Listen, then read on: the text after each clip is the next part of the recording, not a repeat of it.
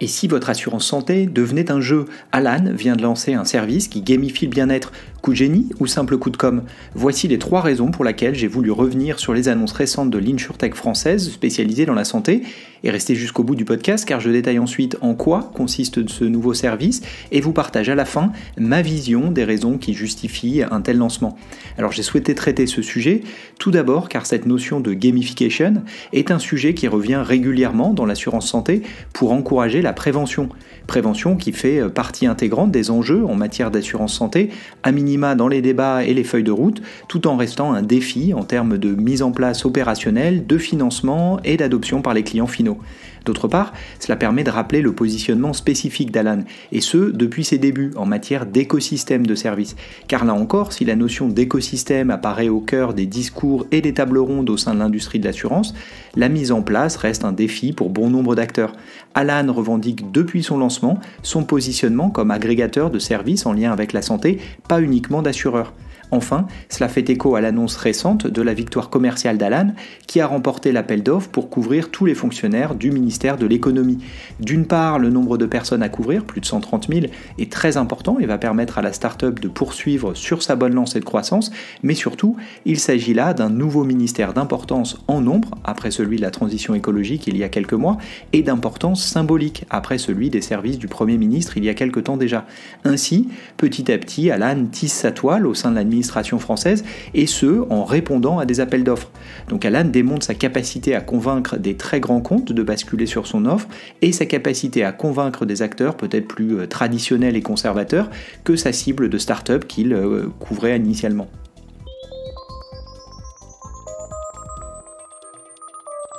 Si l'annonce de cette victoire commerciale a déclenché des réactions très importantes et clivées tant du côté des assureurs traditionnels que de celui de l'écosystème startup en France, l'idée aujourd'hui est de s'intéresser à l'annonce produit qu'Alan a faite il y a quelques semaines, le lancement du service Alan Play. Ce service fait directement écho à ce qui avait été annoncé en avril dernier lors de la keynote tenue chaque année par l'entreprise. Le service était alors appelé Alan Walk. Disponible depuis le 12 mai 2025 directement au sein de l'application Alan, le service, renommé Alan Play donc, vise à encourager les clients finaux à marcher plus régulièrement et à les récompenser en conséquence. Les utilisateurs seront ainsi gratifiés de berries. Pour les obtenir, il s'agit de réaliser des défis entre collègues notamment. Celui ou celle qui marche le plus emporte la mise. Ces berries seront ensuite à donner pour des associations ou échangeables contre des réductions sur le marchand Alan Shop qui permet d'acheter par exemple des lentilles de contact, des compléments alimentaires, des objets connectés, etc. Et les premiers résultats sont intéressants. Alan revendique 30 000 utilisateurs au sein de 1500 entreprises et indique que 45% des utilisateurs ayant eu accès à ce service, en bêta avant son lancement officiel, ont confirmé se sentir mieux grâce à Alan Play.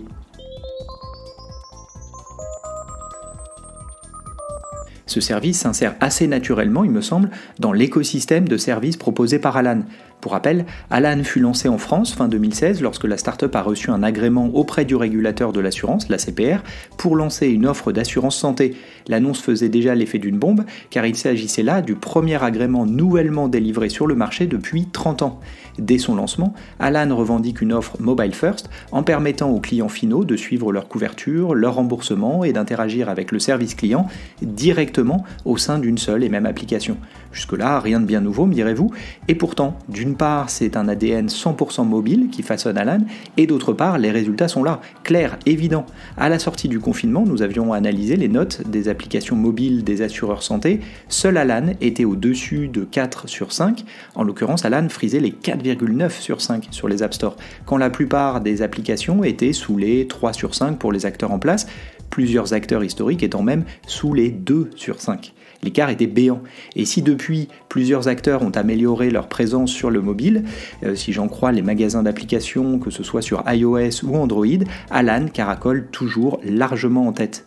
Alan intègre également, depuis son lancement, des services directement dans son écosystème, de la téléconsultation en ligne ou par chatbot, aux vidéos de prévention contre les maux de dos, les services liés au bien-être mental ou à la parentalité. L'application dédiée aux jeunes parents, qu'elle avait lancée il y a quelques années, a finalement été supprimée pour se concentrer sur la santé mentale. Et du côté entreprise, elle offre une solution SaaS moderne qui permet à la personne en charge en interne d'avoir un aperçu et de gérer facilement les contrats des salariés de la société. Et c'est là, il me semble, que réside le gros de la valeur ajoutée d'Alan.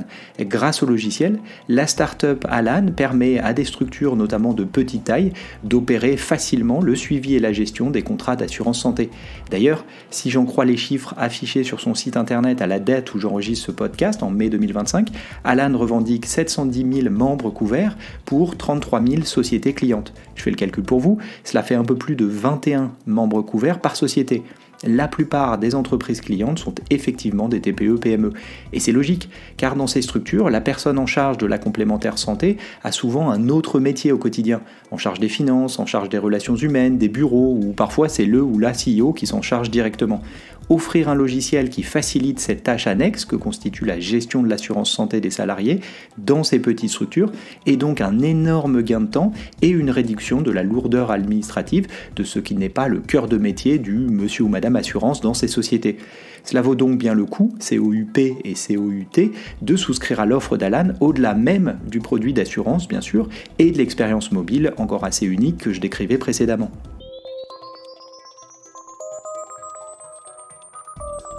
Cette valeur ajoutée principale, à mes yeux du moins, est le fruit d'investissements importants. À date, la start-up a levé près de 800 millions d'euros à l'occasion de plusieurs levées de fonds, dont la dernière fut annoncée en septembre 2024. Les 173 millions d'euros du tour étaient levés auprès du bancassureur belge Belfius, le tout à une valorisation revendiquée de 4 milliards d'euros, ce qui en fait l'InsurTech la mieux valorisée d'Europe, WeFox ayant perdu sa première place à l'aune d'une réorganisation drastique de ses activités depuis plus de 18 mois. À la fin du premier trimestre 2025, Alan revendiquait 711 000 membres couverts, la plupart étant en France, bien qu'Alan opère désormais en Belgique, en Espagne et depuis plus récemment au Canada. Du côté revenu, elle indique générer un revenu annualisé, le fameux ARR, de 523 millions d'euros. Cela comprend, il me semble, un mix de primes d'assurance, évidemment, et d'abonnements SaaS pour les entreprises clientes pour l'accès à l'outil logiciel de gestion et de suivi des contrats des employés.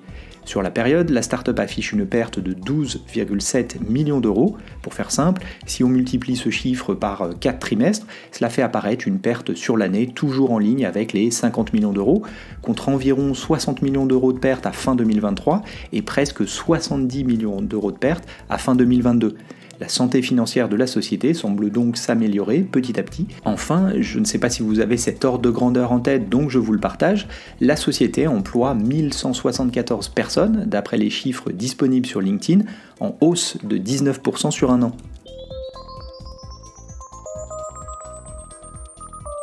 Revenons à Alan Play pour se demander pourquoi l'InsurTech ajoute cette corde à son arc. Et pour faire le lien avec le titre du podcast, je cherche ici à expliciter les raisons positives qui pourraient justifier un tel lancement, au-delà du coup de com' donc. D'abord, et comme je le précisais plus haut, Alan a toujours eu à cœur de proposer des services additionnels connexes à son offre d'assurance santé. Alan Play s'intègre donc assez naturellement, il me semble, dans l'éventail de services que propose déjà Alan. D'autant que, et c'est là la deuxième raison, il s'agit là de mettre en avant la notion de prévention.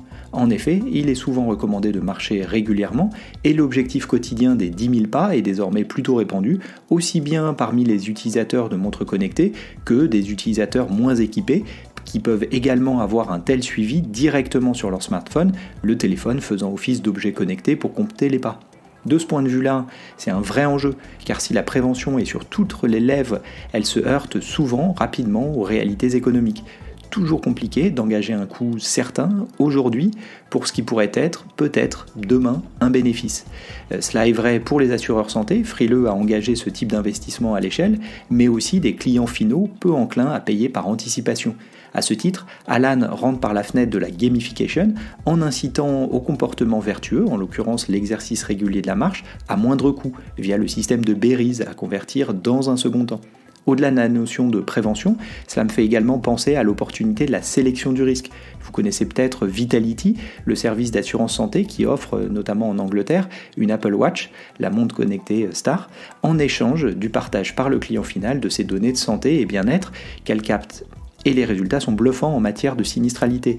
Juste avant la pandémie, un dirigeant de Vitality partageait sur scène lors d'un événement InsurTech un taux d'hospitalisation de ses clients 18% plus bas que la moyenne du secteur. À mon sens, une des raisons qui explique ce chiffre est qu'une telle offre attire en priorité ceux qui sont à l'aise pour partager leurs données car elles sont bonnes. Cela attire donc d'abord les bons risques. Enfin, le lancement de ce service de gamification par Alan pourrait permettre aux clients finaux de revenir plus régulièrement sur l'application mobile. C'est un enjeu évident pour les assureurs et un rêve affiché de longue date que d'augmenter les points de contact, au-delà de soit le paiement de la prime d'assurance, soit la déclaration d'un sinistre, deux moments qui ont en commun d'être peu agréables par définition. Ce service de suivi de pas, doublé d'un jeu concours avec ses collègues et ses pairs, pourrait favoriser et augmenter les interactions entre l'assuré et l'assureur, avec en ligne de mire le cousin bancaire qui jouit, lui, de nombreux points de contact, à commencer par la consultation régulière de son solde bancaire par exemple.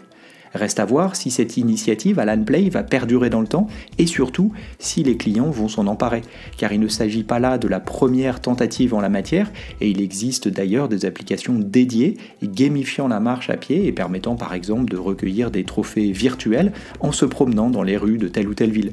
En revenant 10 ans en arrière, je repense aussi à Pokémon Go, qui aurait pu être un excellent point d'entrée à la prévention en favorisant la marche régulière pour ses utilisateurs. Bref, dans ce contexte, l'enjeu reste l'adoption. Comptez sur moi pour suivre les avancées de ce service, y compris pour voir si les acteurs historiques le copient.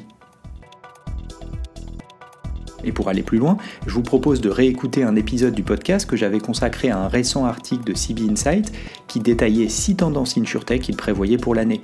L'une d'elles, anticiper la résurgence de la scène française en matière d'innovation dans l'assurance. Le lien est donc tout trouvé avec Alan, dont nous venons de parler aujourd'hui, qui, basé en France, est à date la plus grosse startup InsurTech d'Europe. À bientôt.